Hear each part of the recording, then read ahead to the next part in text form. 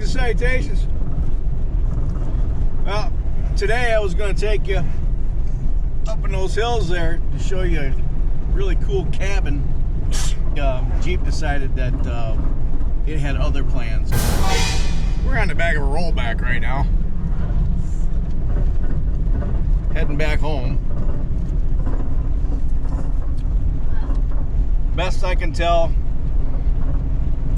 crank position sensor decided to take a crap, or broke a timing chain. We'll find out when we get back home. But first time in 4 years that it's left us stranded. I got my boys with me today.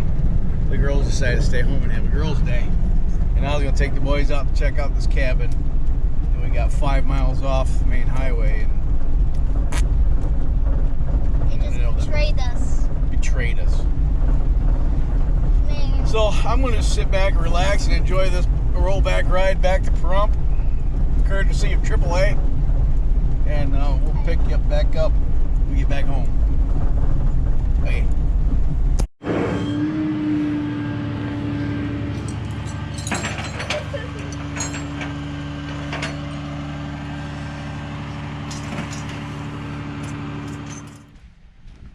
Well, I just had Tanner help me by turning the key for me while I pulled the distributor cap off.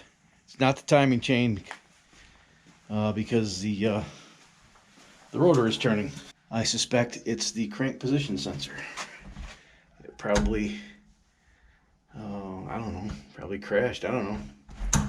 Well, we'll pull it apart and test it. So I know this pickup, this is the crank position sensor, and I know this was good. I replaced it with a brand new one, a Crown,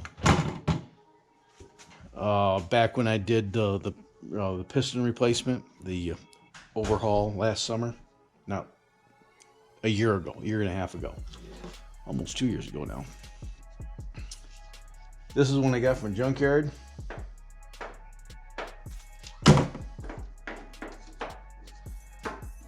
This one has a much stronger magnetic pull than this one. So this leads me to believe this might be a aftermarket one. This is the one that was on the vehicle, and it has that epoxy is way out here.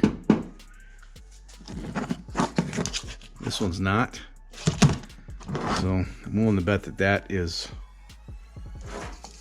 not the factory piece. So I'm going to pull this one off. In order to do that, you need MUI extensions. Because let me show you why. Point this out. So there's the transmission bell housing, right?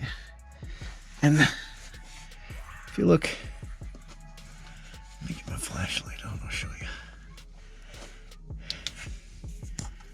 Right there. You see it up there? My flashlight's right on it. There. That is the crank position sensor. One 10mm head bolt there, one up there.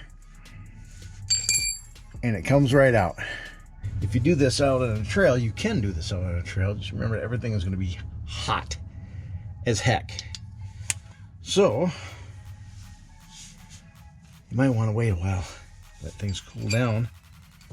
This is cold now. And by putting all those extensions on there, it allows you to get back here at the back of the transfer case and actually get a little bit of a throw on your ratchet. It's not a 10mm head bolt, it's an 11mm.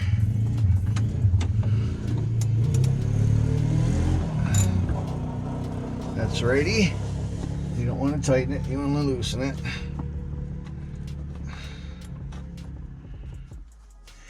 Obviously designed by engineers who weren't mechanics.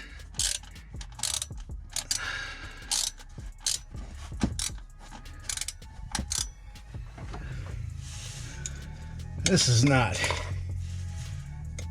enjoyable repair at all. In fact, it kind of sucks a little bit.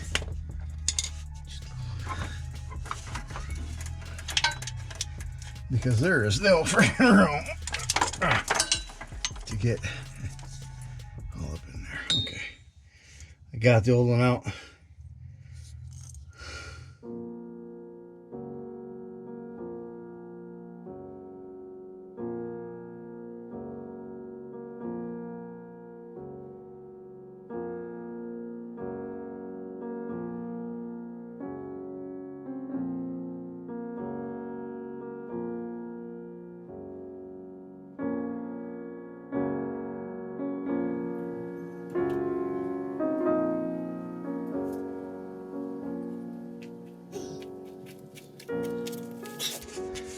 You've been down there for 2 days?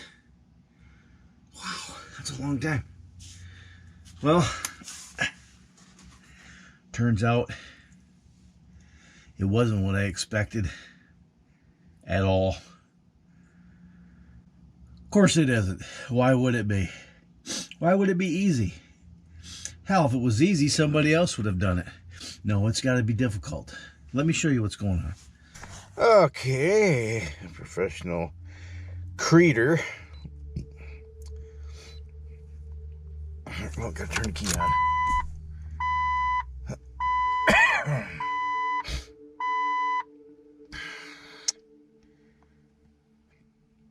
This vehicle's code is defined by the manufacturer. Chrysler. Auto shutdown relay circuit 1388. 1389 auto shutdown relay sense voltage. No transmission bus message 1698, and the generic 0700. Let's go check out the power distribution center under the hood and see what we're going after. So once I've discovered what the codes were, that points you in a direction where to look.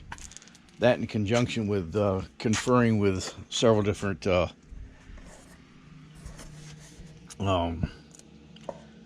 blog posts and stuff in different forums, because obviously this is something that's other people have experienced, and you know, you want to gather as much information as possible. So in my case, I have a 1998 Jeep Cherokee Sport, and this relay is the auto shutdown relay, and that feeds power to what is now a 25 amp fuse, but it should be a 20 amp fuse. And then it goes through this fuse and it feeds battery voltage to the PCM, to the injectors, the heater elements on the forward and aft O2 sensors. So if you ever have driving down the road and your engine just quits, more than likely, in most cases, it's going to be a bad relay. So take this relay, swap it with this particular relay right here is the cooling fan relay. It's for the electric cooling fan. Swap those out. That's what I did, that, and no change. And then check that fuse. If this fuse is blown, replace it. And if it doesn't blow immediately, you just might have had a small surge or a short or something. But if it continually blows, the first place to look is your O2 sensors, especially the rear O2 sensor, because in some models the wiring goes over the drive shaft that's attached to the body. I think Grand Cherokees, the wiring harness goes over the drive shaft, and if that plastic retainer, that Christmas tree fastener that pushes into a hole in the body, if that breaks, the wiring will fall down on the drive shaft. Drive shaft will wear a hole in the wiring, and you'll short that out, and it will do that, apparently. I got to pull this out and put a 20 amp fuse in it and test it again. I did this several times.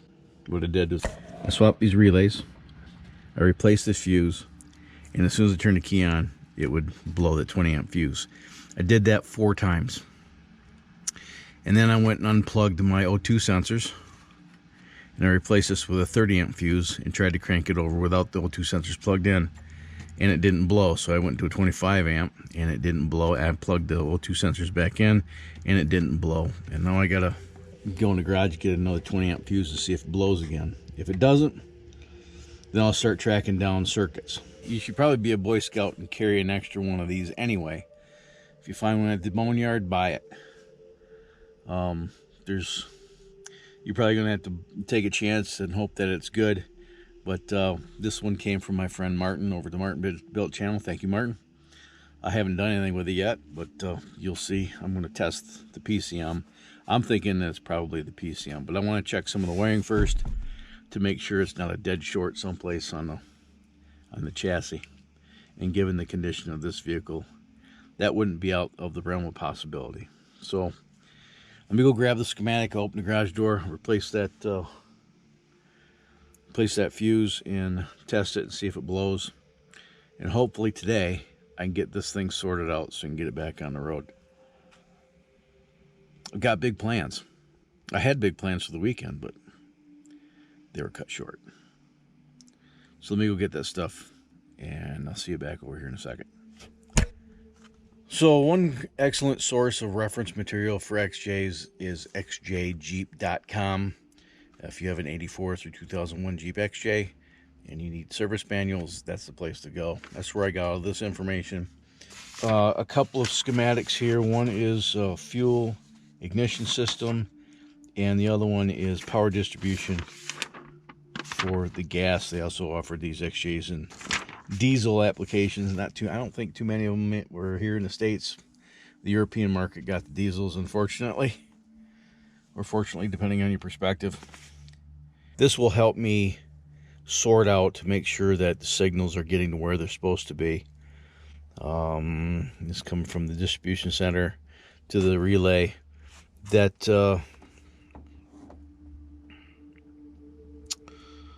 goes through fuse 20. That feeds at C12. That feeds the automatic shutdown relay output, and then the relay control, which sends a signal back through here to here, and that leads to here. Fuse ignition, fuse 11. So I did check to make sure that I've got power at fuse 11. I make sure that I have power here and here, and power here. This feeds the fuel pump relay. Check to make sure that I've got, let me see, fuse 21, 15 amp. I think I checked all the fuses on the distribution board. I pulled that 25 amp fuse. I put the 20 amp fuse in. Let me go crank the engine. See if it blows.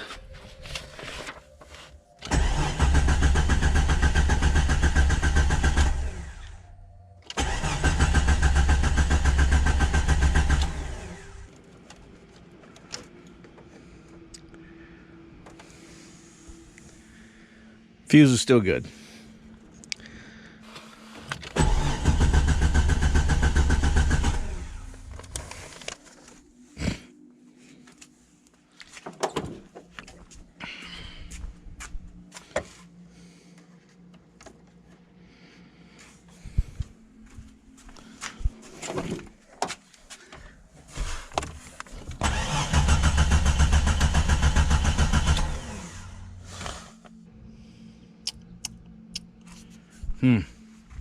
I have to do some thinking.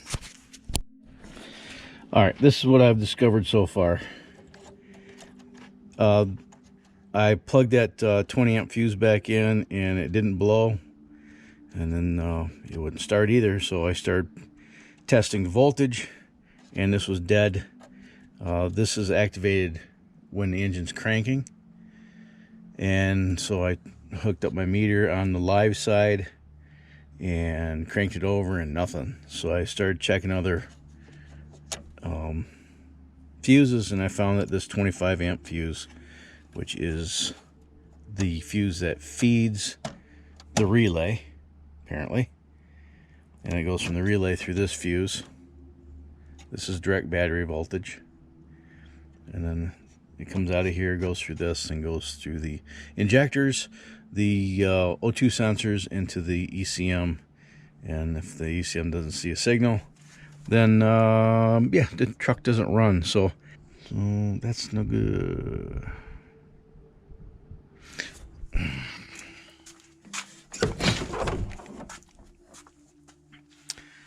So this is the 25 amp fuse, goes to the relay. This is fuse 20, fuse 23, the 15 amp fuse that feeds the O2 sensors. Let's check that one. 15 amp fuse. Oh, it's one of these. This is 20.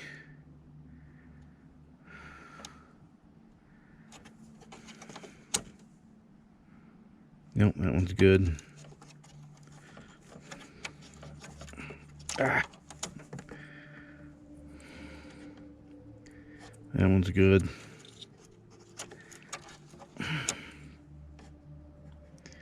That one's good. That one's good. Which one haven't we checked? This one? That one's good. So it's not the O2 sensors.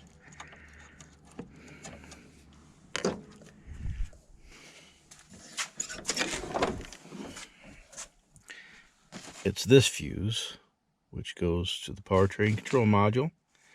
It splits off and goes to the coil. And then it's also spliced here, and that goes to the injectors.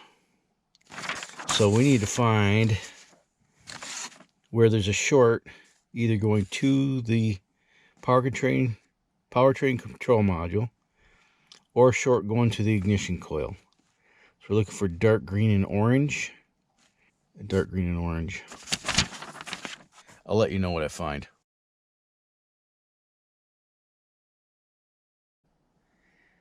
I found out what it was. And it was a pinched wire. Let me wipe the freaking glob of grease off my finger. And I'll show you. It only took me like, 45 seconds to find it. Here we go. If you make wiring repairs, make sure you relume your wiring. I took and removed the coolant reservoir so I could gain access to all this stuff down here. And there was a wire that came off the alternator, I believe. Yeah, this one right here came off the alternator. See that? Right there. That was pinched between the engine mount. It was pinched between the interface on the engine mount and the isolator. It was grounded out to the frame. I'll check this out. All I did was pull it off the... pulled that wire off the frame. Got it. So let's do this. Let's see if it clears all the codes. Okay, let's erase the codes. Okay, okay. Mission-related documents has been cleared. Okay. Let's see if there's any codes. No codes.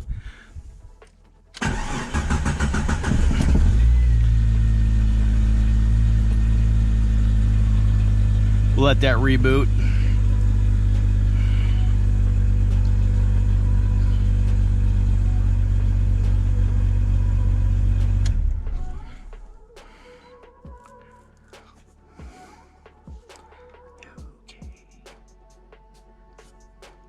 No DTCs. Cleared all the codes. It's all that. Just that one little pinched wire totally cocked over my day out there in the desert. But I want to take this opportunity to thank those strangers. I never did get their names, and they'll probably never see this video. But if it wasn't for the good-hearted people of, there are some good people left in California.